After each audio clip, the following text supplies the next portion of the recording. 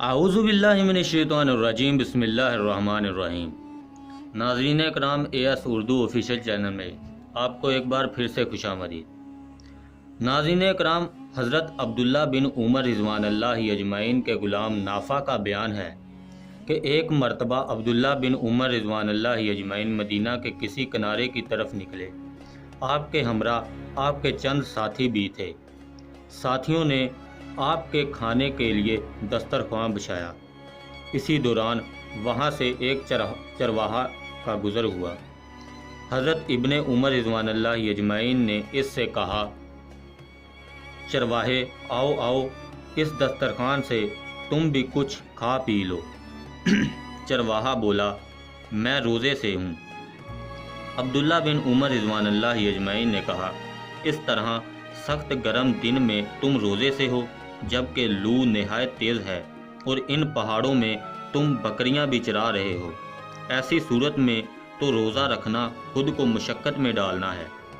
چرواہے نے جواب دیا، جی ہاں، میں ان خالی ایام کی تیاری کر رہا ہوں جن میں عمل کرنے کا موقع نہیں ملے گا، اس لیے دنیاوی زندگی میں عمل بجا لا رہا ہوں۔ عبداللہ بن عمر رضوان اللہ اجمعین نے چرواہے کے تقوی اور خوف الہی کا امتحان لینے کے ارادے سے اس سے کہا، کیا تم اس ریوڑ میں سے ایک بکری مجھے بیچ دو گے؟ ہم تمہیں اس کی نقد قیمت دیں گے، مزید تمہارے افطار کے لیے گوشت بھی دیں گے۔ چرواہے نے جواب دیا، یہ بکریاں کوئی میری نہیں جو بیچ دوں، بلکہ میرے آقا کی ہیں، اس لیے میں تصرف نہیں کر سکتا۔ عبداللہ بن عمر رضوان اللہ اجمعین نے کہا، تمہارا آقا اگر کوئی بکری کم پائے گا تو تم اس سے کہہ دو گے کہ بکری گم ہو گئی، اور وہ تم کو کچھ نہیں کہے گا، کیونکہ ریوڑ سے ایک دو بکریاں پہاڑوں میں گم ہوتی ہی رہتی ہیں۔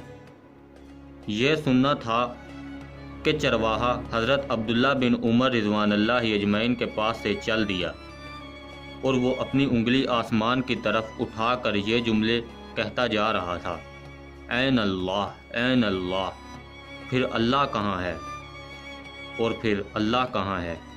جب چرواہا چلا گیا تو حضرت عبداللہ بن عمر رضوان اللہ اجمعین اس کا یہ جملہ بار بار دہرانے لگے، اللہ کہاں ہے، اللہ کہاں ہے۔ جب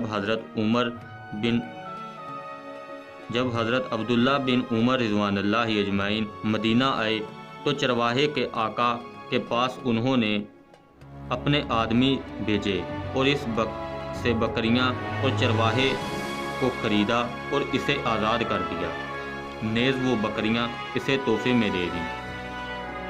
ناظرین کرام، میرے چینل کو سبسکرائب، لائک اور شیئر لازمی کریں۔ انشاءاللہ میں آپ سے اگلی ویڈیو میں پھر ملوں گا۔ اللہ حافظ۔